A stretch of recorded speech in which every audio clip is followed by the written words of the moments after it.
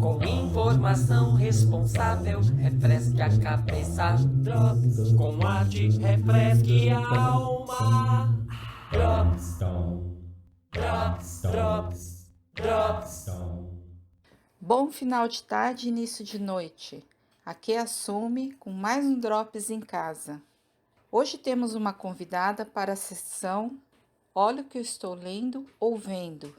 Dicas de leituras, cinema e outras cositas más. O que constitui a importância e o interesse de muitas obras de arte é a sua complexidade, sua capacidade de estabelecer relações com seu contexto e com outras obras artísticas. Podemos encontrar obras complexas na literatura, no cinema e também nas histórias em quadrinhos. Érica Santos vai nos falar sobre Neil Gaiman e sua obra Sandman, uma HQ para estimular reflexões. Drops. Olá, sou Érica Santos, mestranda em Educação pela USP e apreciadora de quadrinhos. É um prazer estar numa edição desse eclético e delicioso Drops de Hortelã, sentada aqui na virtual distância de uma cadeira da professora Sumi, com meu cafezinho na mão, para dar uma dica de leitura de uma história em quadrinho, Sandman, do premiado escritor inglês Neil Gaiman. Minha dica é justamente para você que não é leitor desse formato. No universo dos quadrinhos para adultos, esse já é um clássico e eu te conto por quê. Mas antes, falando brevemente do Neil Gaiman, ele é embaixador da Agência da ONU para Refugiados, autor de romances, livros infantis e roteirista.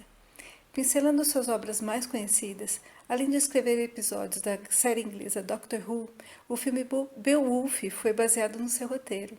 Seus livros Coraline e Stardust foram adaptados para o cinema. Coraline você vai se lembrar, é a animação da garotinha de cabelos azuis que tem botões no lugar dos olhos. E o Stardust é um filme de 2007 com De Niro e a Michelle Pfeiffer. Mas leia o livro, ele é muito melhor. A Amazon Prime Video mais recentemente adaptou para a série Deuses Americanos e Good Omens, que ele escreveu em parceria com Terry Pratchett. O conto Como Falar com Garotas em Festas também ganhou versão para o cinema, além de uma versão para quadrinhos pelos gêmeos brasileiros Fábio Moon e Gabriel Bá. Mesmo com toda essa versatilidade, Neil Gaiman aparentemente gosta de se descrever, por mais de uma declaração que deu na imprensa, como um contador de histórias. Leitor declarado desde criança de clássicos da literatura de ficção, os muitos personagens dos seus livros habitam não só um cenário, mas todo um universo criado e sempre acessível ao leitor. Em Sandman, apesar das inúmeras referências e das histórias que seguem paralelas, o leitor não se perde na narrativa. Tem a necessidade de continuar a história, porque tem um personagem em perigo e você precisa saber o que vai acontecer. Tem um mistério, um suspense. É difícil de desgrudar das páginas. Sandman é reconhecido também por Sonho ou Morpheus. É governante do sonhar e é lá onde todos os sonhos e pesadelos estão guardados, onde nós mortais vamos quando dormimos. Sua biblioteca abriga bilhões de livros que nunca foram escritos, que foram sonhados ou apenas imaginados pelos seus autores. Há um bibliotecário Lucien, que também, coitado, tenta organizar o sonhar. O quadrinho traz referências à cultura pop, a mitologias, religiões, numa mistura surpreendentemente harmoniosa.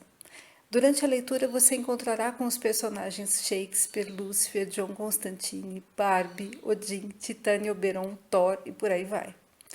Na personagem Morte, irmã mais velha de Sandman, Gaiman trabalhou a temática e o que significa viver em contraposição a isso. Quebrou com padrões de morbidade na sua representação. Morte é super alto astral, com o visual de uma jovem gótica descoladíssima, a irmã mais velha descolada a quem você vai pedir conselhos quando tem problemas. E Sandman faz bastante isso. Também questiona padrão de gênero e sexualidade com as personagens Desejo, de quem não é possível definir o gênero, mas quando você olha é quem você mais deseja.